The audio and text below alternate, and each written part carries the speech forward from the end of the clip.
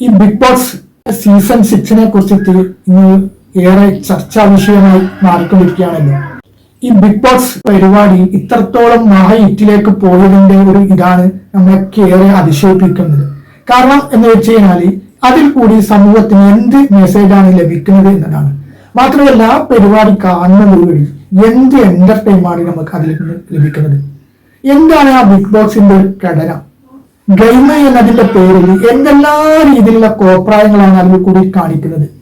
Big box എന്നുള്ള പരിപാടി ഇത്രമാത്രം വലിയൊരു രീതിയിലേക്ക് മാറിയതിന്റെ അതിശയത്തെ കുറിച്ചിട്ടാണ് നമ്മളൊക്കെ അത്ഭുതപ്പെട്ടു പോകുന്നത്.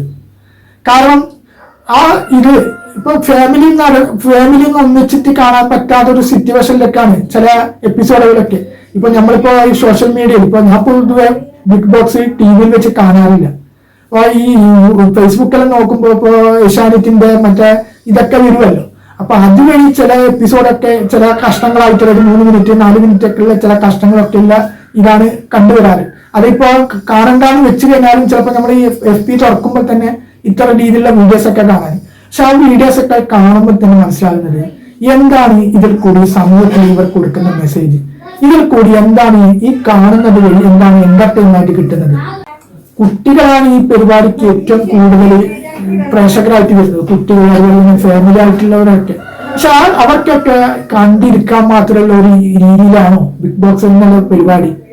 എന്തെല്ലാം തരത്തിലുള്ള എന്റർടൈൻമെന്റ് ഉണ്ട്, ഏതെല്ലാം തരത്തിലുള്ള വിനോദ പരിപാടികൾ, ഏതെല്ലാം തരത്തിലുള്ള ചാനലുകളുണ്ട്. ബിഗ് ബോക്സ് മാത്രം ഇത്തരം രീതിയിലേക്ക് പോപ്പുലറാകാൻ മാത്രം എന്താണ് ആ പരിപാടി സമൂഹത്തിന് കൊടുക്കുന്ന ഒരു മെസ്സേജ്? എന്താണ് ആ പരിപാടിയിൽ കിട്ടുന്ന ഒരു എന്റർടൈൻമെന്റ്? എന്താണ് അതിൽ കാണിക്കുന്ന കോപ്രായങ്ങൾ? അപ്പൊ കൂടുതലും അതിൽ കാണിക്കുന്നത് കോപ്രായങ്ങൾ തന്നെയാണ്. ഒരിക്കലും സാമൂഹിക ഇതിന് നിരക്കാത്ത പല കാര്യങ്ങളുമാണ് അതിൽ കാണിക്കുന്നത്. അതുകൊണ്ട് ബിഗ് ബോക്സ് കാണണ്ട എന്നത് അത് ഒരാളുടെ വ്യക്തിപരമായ താല്പര്യമാണ്. പക്ഷെ എൻ്റെ ഒരു അഭിപ്രായമാണ് ഞാൻ ഇവിടെ പരാമർശിച്ചത്. ഈ പരിപാടി സമൂഹത്തിന് എന്താണ് മെസ്സേജ് കൊടുക്കുന്നത്, ഈ പരിപാടി കാണുന്നത് വഴി എന്താണ് എന്റർടൈൻമെന്റ് ലഭിക്കുന്നത് എന്നത് ഓരോ വ്യക്തികളും സ്വയം വിലയിരുത്തുന്നത് നന്നായിരിക്കും.